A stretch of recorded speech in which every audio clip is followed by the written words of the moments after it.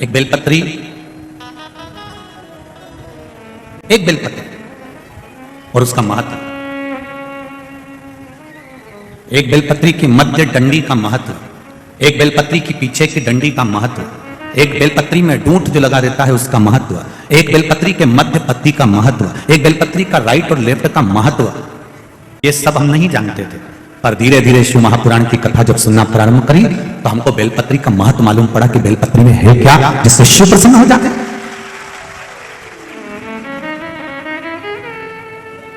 एक बेलपत्री में ऐसा क्या था कि माता पार्वती जी ने अपनी पुत्री अशोक सुंदरी से कहा, ए अशोक सुंदरी जाओ, आज शिवरात्रि का दिन है, मुझे शंकर भगवान की आराधना करना है, जाओ जरा बेलपत्री लेकर आओ। अशोक सुंदरी संपूर्ण जगह पर भ्रमण कर आ गई, संपूर्ण जगह बेलपत्री नहीं मिली।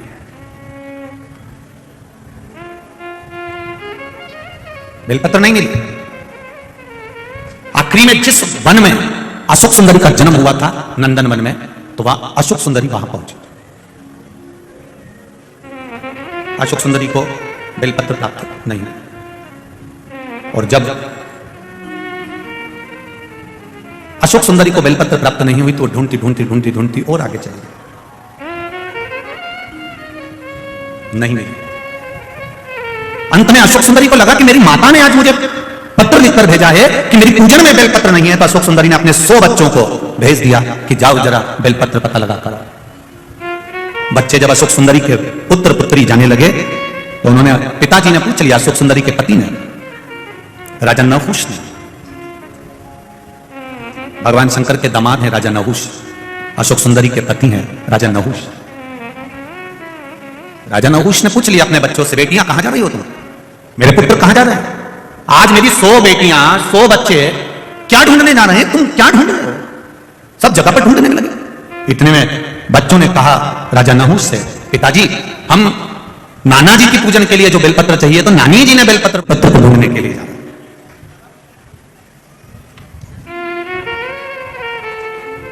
बेलपत्र ढूंढने जा रहे हो? हाँ ठीक है जाइए।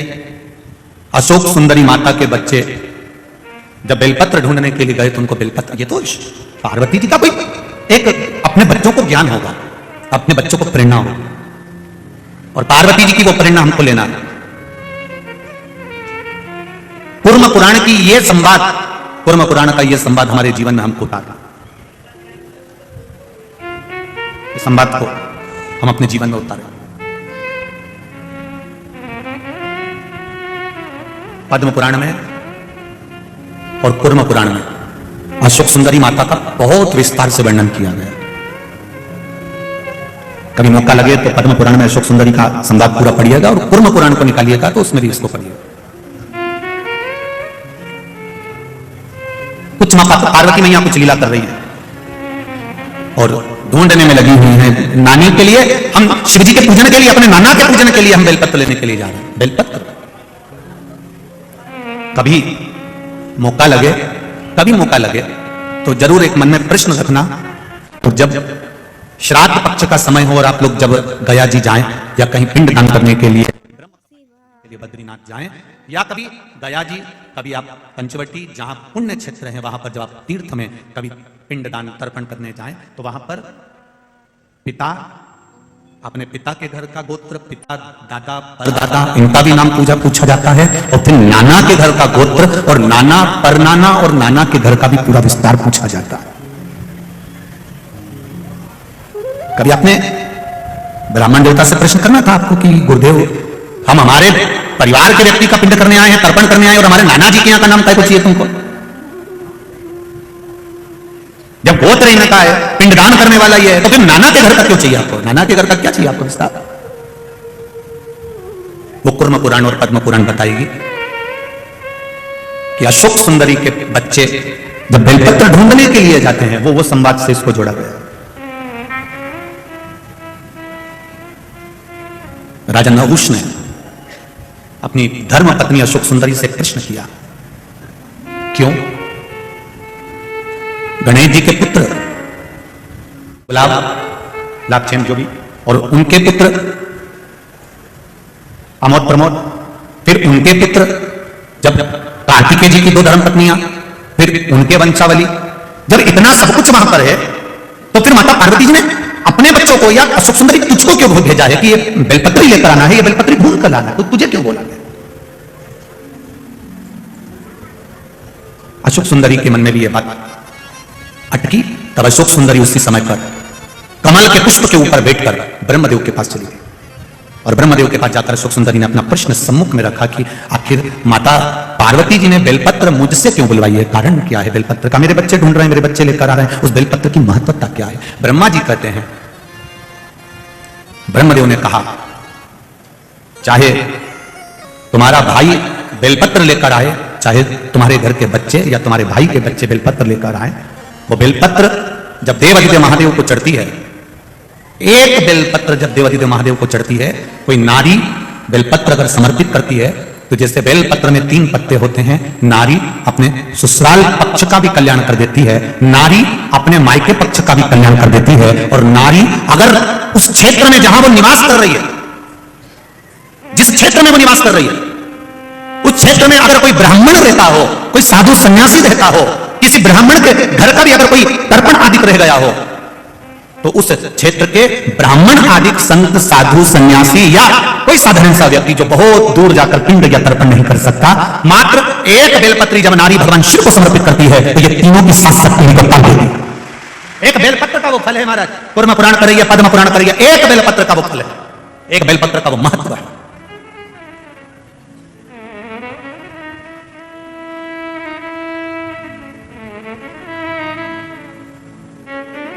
उस बेलपत्र की महत्वता को समझो, इसको व्यर्थ मत जाने दो। आप शिव मंदिर में जाते हो, शंकर जी के मंदिर में रोड पर आप कई माता यहां पर बेलपत्री मांगती हैं, कोई बेलपत्री आपके पांव के सामने पड़ी होती है, पर आपको झुककर उठाने में शर्म आ जाती है। किसी ने गिरा दिया, आप उठाए, तुम्हें शर्म आ जाती है। बेलपत्री मंदिर में घूम रहे हो, मंदिर में दर्शन कर रहे हो, और बेलपत्री सामने पड़ी हो, तुम्हें उठाने में शर्म आ रही है।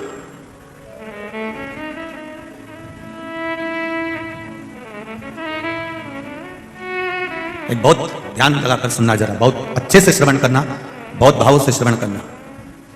किसी पवित्र नदी में स्नान करने गए, नर्मदा जी नहाने गए, गंगा जी नहाने गए और क्षिप्रा जी नहाने गए, तुम्हें कौन से महाराज ने बताया कि वहां अपने कपड़े चप्पल घाट पे छोड़ के आ जाओ? वो महाराज कहीं मिल जाए तो एक बार मुझे भी मिला देना, करवत नहीं मिला। किसी पवित्र नदी को गंदा करने के लिए कौन महाराज प्रेरणा दे सकता है कि गंगा के घाट पर तुम्हारे कपड़े छोड़ के जाओ? अमावस्या के दिन ग्रहण में नहाने जाओ, अपने कपड़े छोड़ कर जाओ। दूसरा नहाने जा रहा है, तुम्हारे कपड़े उलांग कर जा रहा है, तुम्हें शर्म तो आना चाहिए कि इसको कितना पाप लगेगा। किसी पवित्र नदी को गंदा करने का हक किसी को नहीं है, किसी को नहीं है साहब।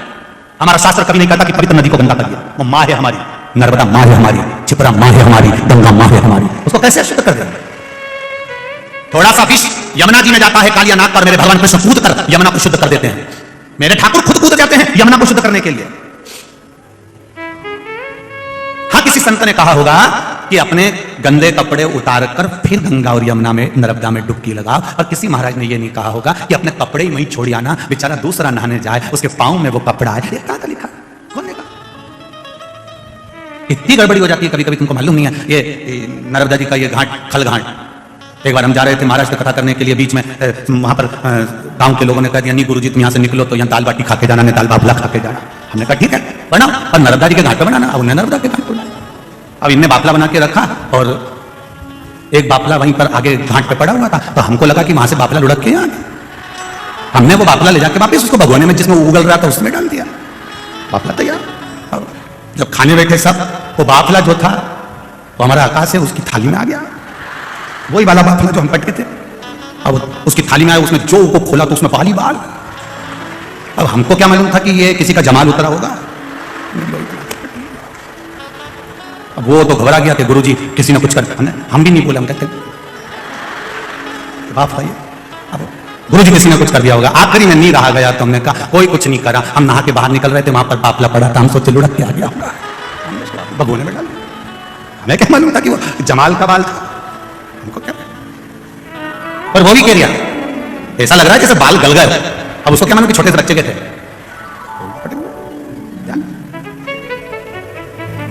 ब्रह्मता ना रखे, अपनी पवित्र नदियों को शुद्ध रखिए। जब नदियां, पर्वत और यह पर्यावरण जब शुद्ध रहेगा तो किसी को ऑक्सीजन की मशीन की जरूरत नहीं पड़ेगी। ये शुद्ध रहेगा तब आनंद अपने आप बढ़ता चलेगा। कौन कहे तुमको कि तुम ये इसको फेंक दीजिए? नारी जब एक बेलपत्र चढ़ाती है शिव जी को तो वो ना जाने कितनी पीढ़ियों को तार देती है। हम तो केवल 7 पीढ़ी या 3 पीढ़ी की बात कर रहे हैं। उज्जैन के ऋण मुक्तेश्वर मंदिर पर दीवार पर लिखा हुआ है कि शिव महापुराण की कथा वर्णन करती है। शिव महापुराण की कथा श्रवण करने वाला, शंकर भगवान को भजने वाला, शिव को एक बेलपत्र चढ़ाने वाला, उज्जैन के ऋण मुक्तेश्वर मंदिर की दीवार पर लिखा हुआ है कि शंकर की कथा अगर कोई सुन लेता है तो उसकी 7 पीढ़ी नहीं 71 पीढ़ी बन जाती है। ये उज्जैन का ऋण मुक्तेश्वर मंदिर का है जो पत्थर पर अंकित करी गई बातें लिखी हुई। कितना दिया उसने? आप केवल राजा नहुष ने अपनी धर्मपत्नी से कहा तो अशोक सुंदरी ने ब्रह्मा जी से पूछा कि ये बेलपत्री मेरी माता ने बोलाई, उसका फल तुम अगर लाकर दे भी दिए हो, बेलपत्री जितने हाथ से स्पर्श होकर जाती है, जितने के हाथ उसमें लगे होते हैं, उसकी पीढ़ी दर पीढ़ी तरती चली जाती है। बेलपत्री का नियम है।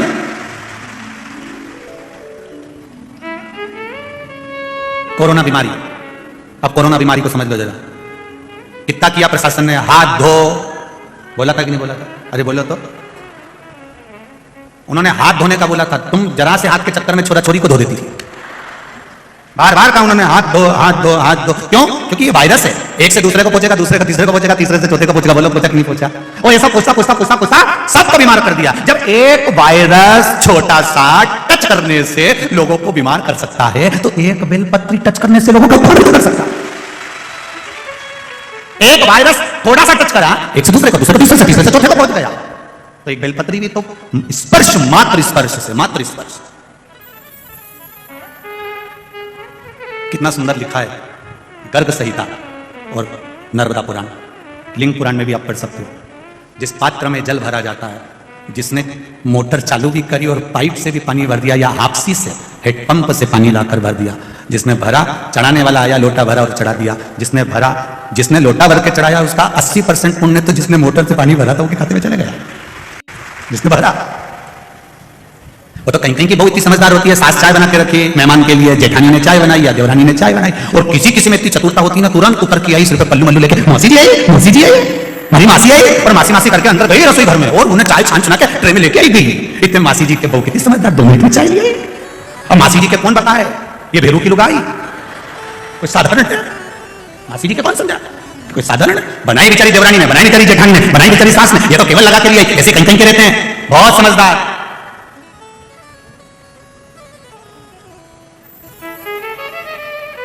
अभी हम जहाँ ठहरे हैं वर्मा जी के, उनके पास में शंकर जी का मंदिर।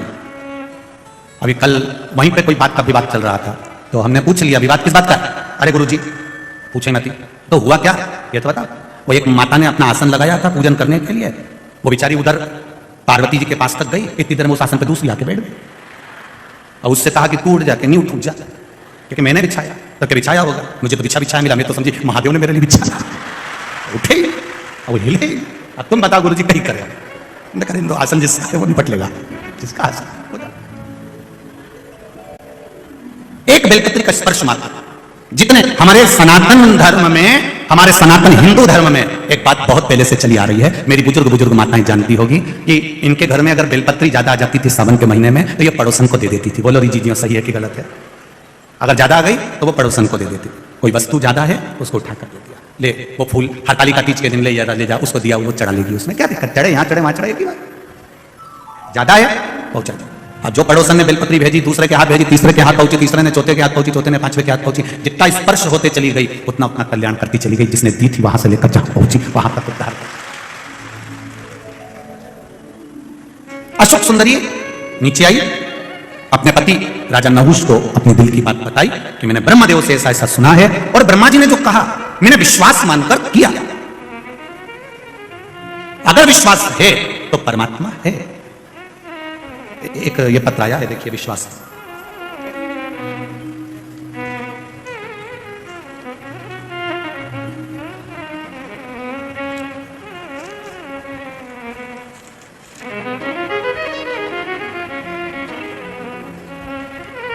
विशाल बराके गुजरात सूरत से आए हैं कथा सुनने के लिए। विशाल बराके गुजरात सूरत से आए, कहीं बैठे हो तो हाथ हिलाइएगा। सूरत गुजरात से हैं, कहीं बैठे हो तो हाथ हिलाइएगा। विशाल बराके मैं विशाल बराके, सूरत गुजरात से, उम्र है 24 साल, मोबाइल नंबर ये है। क्या बखान करूं मैं शिव जी का एक लोटे जल का। कोरोना महामारी में मेरा काम छूट गया था, 2 साल में ही था, बहुत जगह काम करने गया पर कहीं कहीं नौकरी नहीं लगी, हार गया, इतना परेशान हो गया। तब किसी कारणवश मैं इंदौर आया था बहन के यहाँ, और बहन बोली भैया परेशान मत हो, इंदौर में कथा चल रही है, तू भी चल। गुरुजी, मैंने 28 जुलाई 2022 की जो कथा थी, मैंने पहली बार कथा पंडाल में बैठकर सुनी, एक लोटा जल का महत्व समझा और बाबा से विनती करी, बाबा आप कथा सुनने के लिए बैठाए हैं तो मेरी नौकरी भी 2 साल से नहीं है, वापस लगवा दीजिए। गुरुजी 3 महीने भी बाबा ने पूरे नहीं होने दिए और बाबा ने उसी कंपनी में मुझे वापस जॉब दिला दी। मैं बाबा को धन्यवाद देता हूं। उसी कंपनी, ये शिव है, औघड़ी है। श्री शिवाय नमस्ते। ये विश्वास है आपका, भरोसा, दृढ़ता और आपका विश्वास।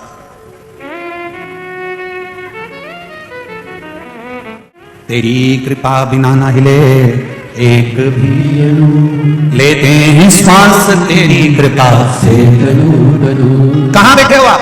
रोड पर बैठे हो, चाहे कहीं पर भी बैठे हो, आस्था चैनल के सामने बैठे हो, चाहे मोबाइल पर कथा सुन रहे हो, तुम्हारे घर पर बैठकर चाहे जहां बैठकर कथा सुन रहे हो, बस दिल लगा लेना उस परमात्मा से और दिल से सुन लेना। मेरा बाबा दिल से हाथ पकड़ भी लेगा, ये निश्चित है।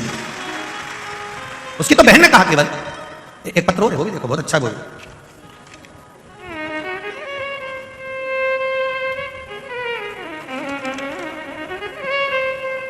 मेरा नाम सरला नामदेव है, मेरी बहू का नाम वर्षा है। मैं अशोकनगर इंदौर में रहती हूँ। कहीं बैठी हूँ तो हाथ हिलाती हैं, दोनों हाथ हिला दो। श्री शिवाय नमस्ते, दोनों हाथ ऐसे हिला दीजिए। श्री शिवाय नमस्ते। इंदौर में रहती हूँ। रुद्राक्ष के जल और एक लोटा जल का क्या महत्व है, इसका वर्णन मैं नहीं कर सकती गुरुजी। मेरी बहू प्रेग्नेंट थी, डॉक्टर ने सोनोग्राफी का कहा, मैंने सोनोग्राफी करवाई। यह बात 16/5/2022 की है। डॉक्टर ने कहा बच्चे का होट नहीं है। जैसे ही मैंने सुना वैसे ही मैंने भोलेनाथ से विनती करी, पशुपतिनाथ का व्रत प्रारंभ करा। गुरुजी मेरे 3 व्रत पूरे हुए और व्रत में ही किसी कारण से 2 व्रत नहीं कर पाई। पता नहीं बाबा को क्या मंजूर था। फिर मैं 19/8/2022 को मेरी बहू के पेट में दर्द होने लगा, मैं उसे हॉस्पिटल लेकर गई।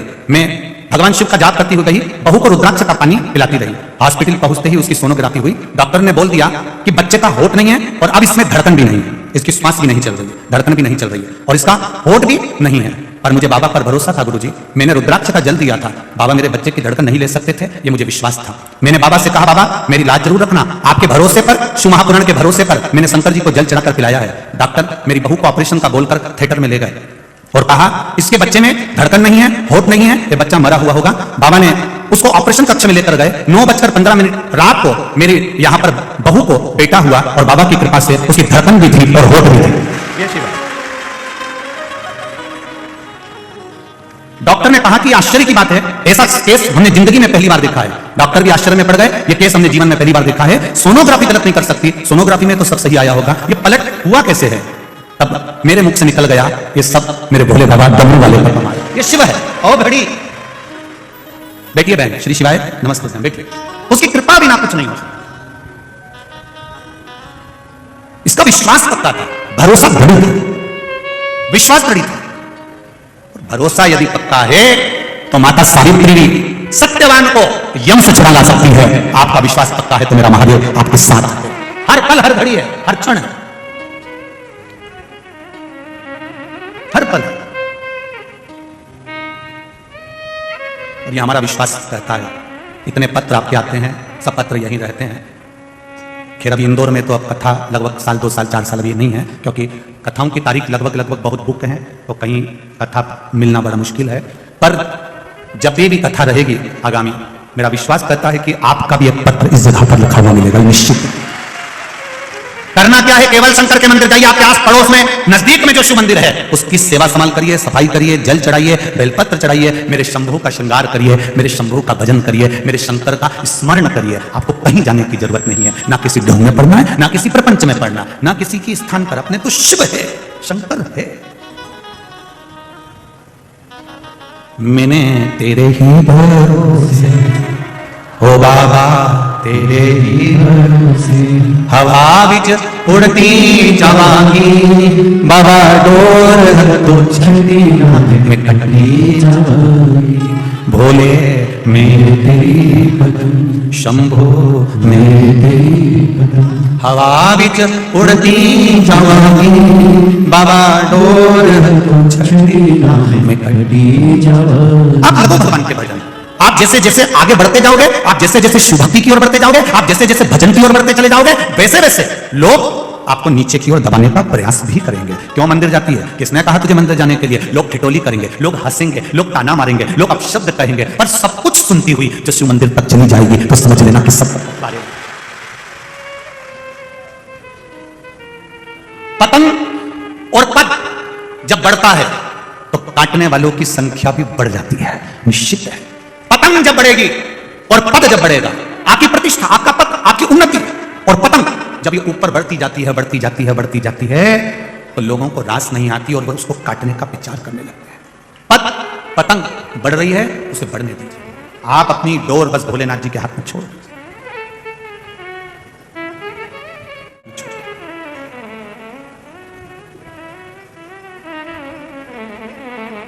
उसकी कृपा जब होगी तब सुख मिलेगा। बेलपत्र ढूंढने के लिए अशोक सुंदरी गई, बेलपत्र ढूंढने के लिए अशोक सुंदरी की 100 बेटियां गई, बेलपत्र ढूंढने के लिए अशोक सुंदरी के पुत्र गए, बेलपत्र ढूंढने के लिए दामाद भी गया। पर शिव भक्ति, पार्वती जी को कुछ लीला करना थी, बेलपत्र नहीं मिली, नहीं मिली बेलपत्र।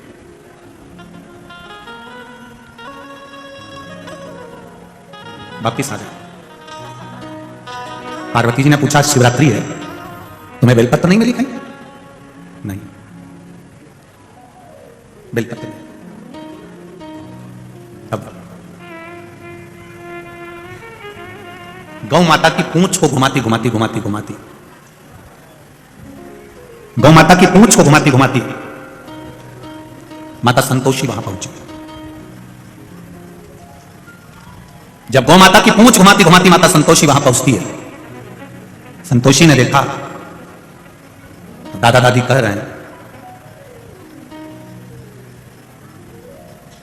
ये दादा दादी, दादी जी कह रही हैं, पार्वती मैया कह रही हैं कि बेलपत्र नहीं लाई अशोक सुंदरी से।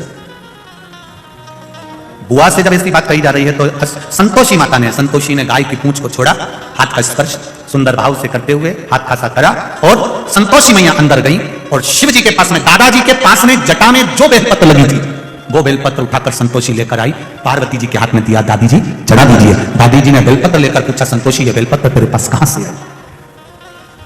ये बेलपत्र तेरे पास आई कहां से?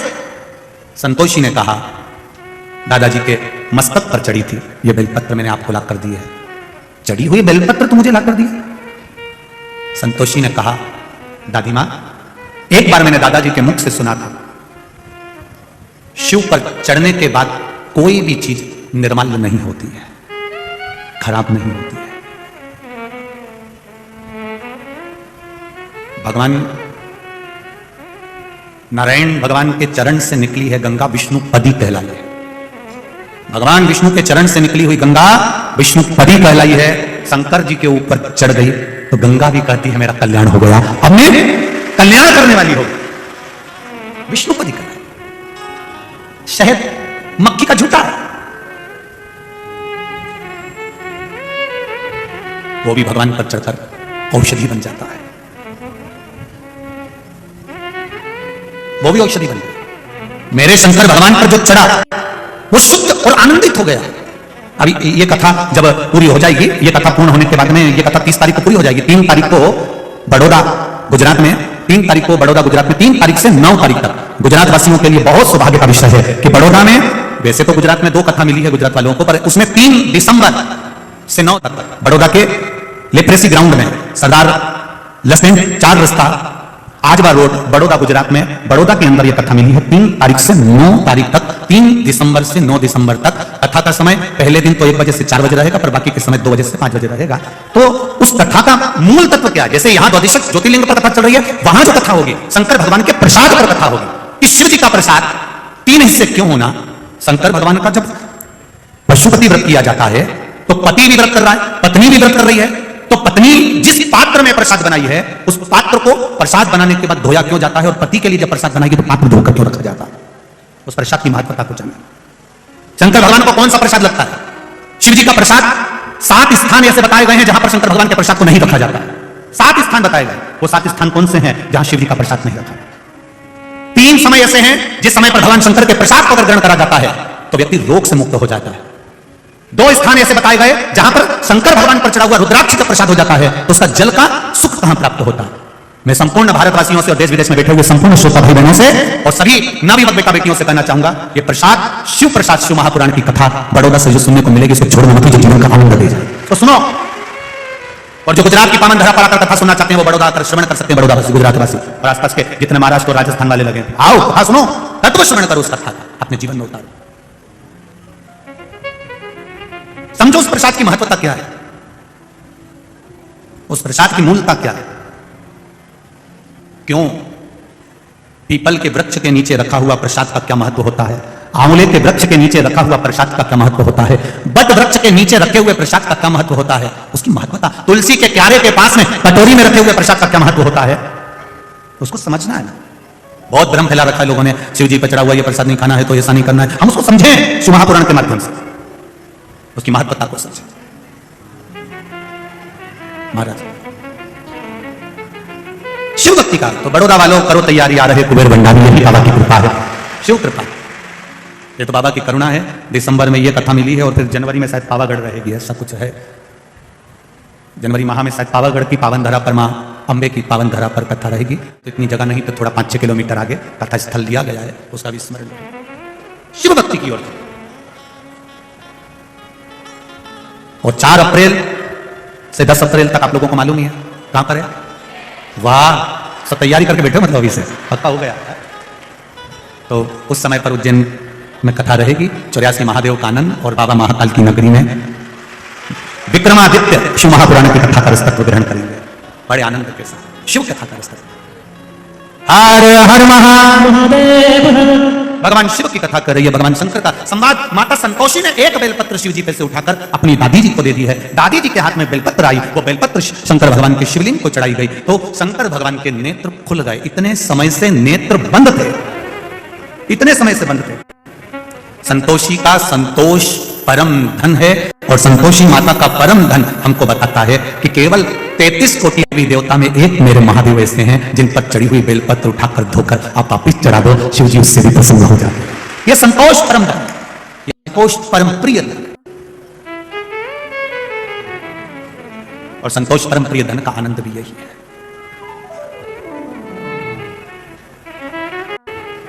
है। ये सुख वही, ये आनंद।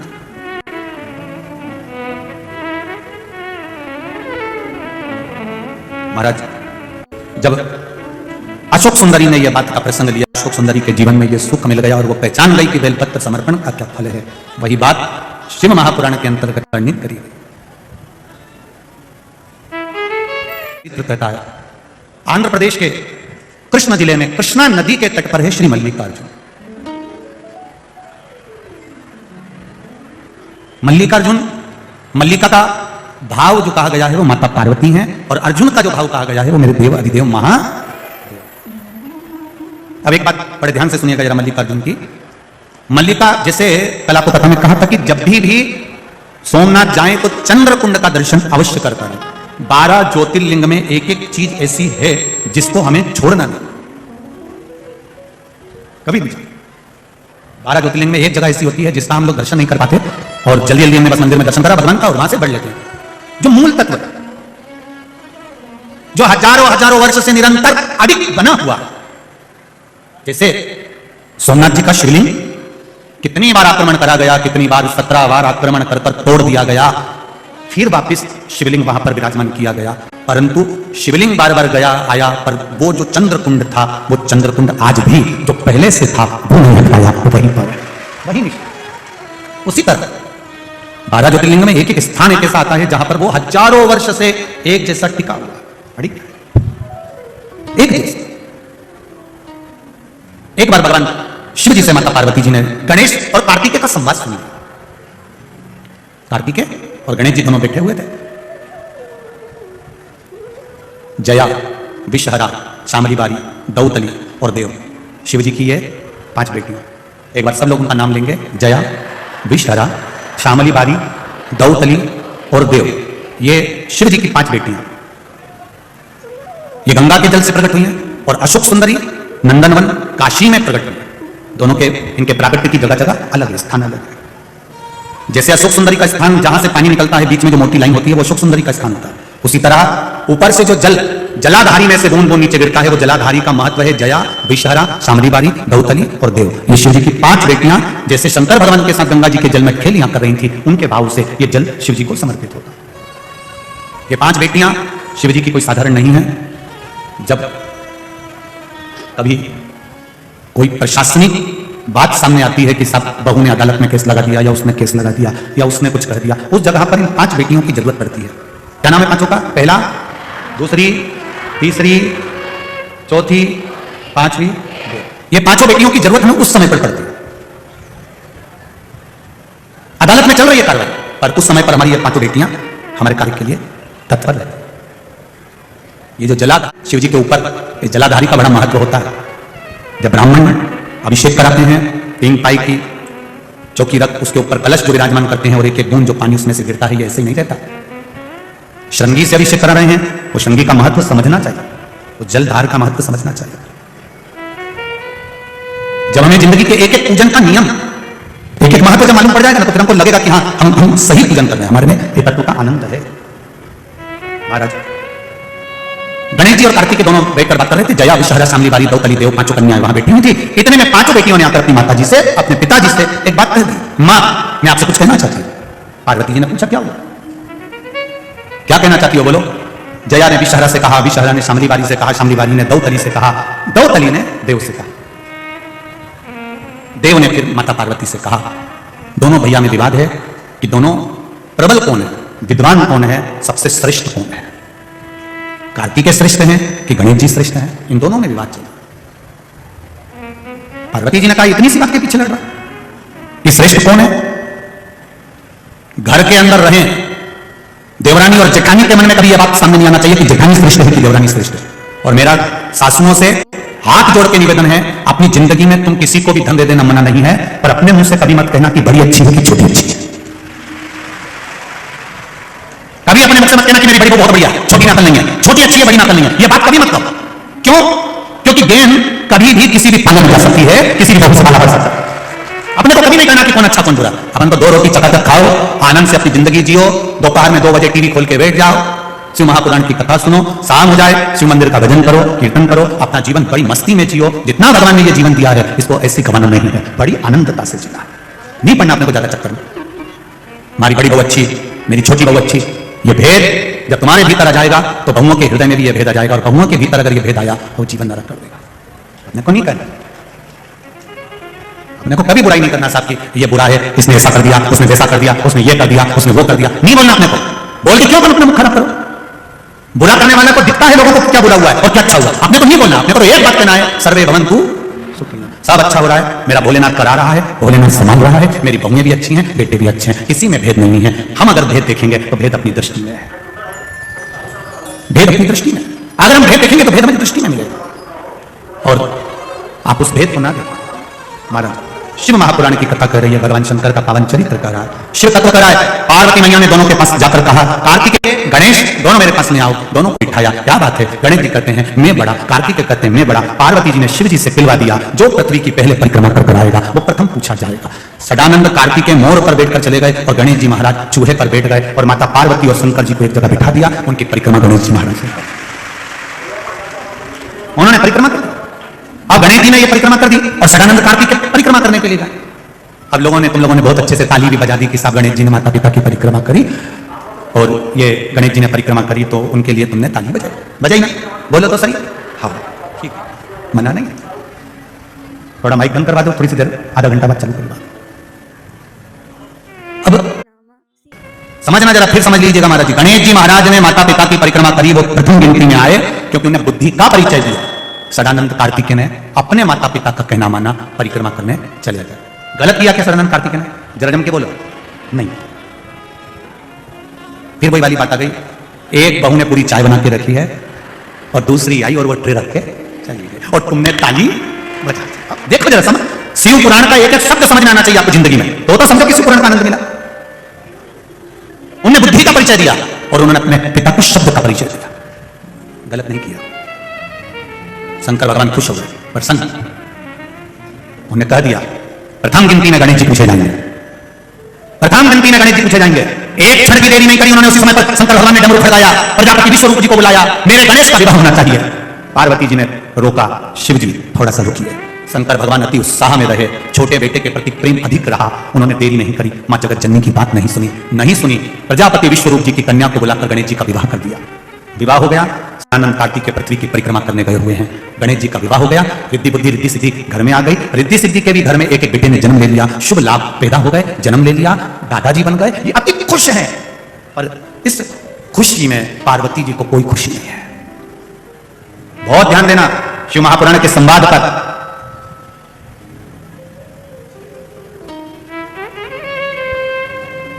जो बेटा दुकान पर बैठता है ना, पिता को लगता है कि सबसे ज्यादा काम यही कर रहा है।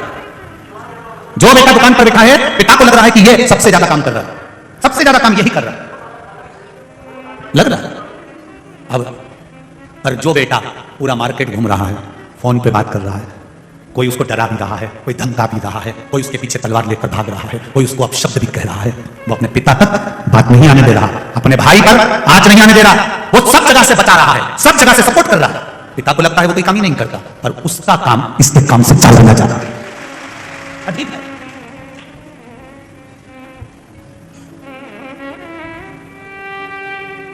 इससे अधिक है वो, अधिक है।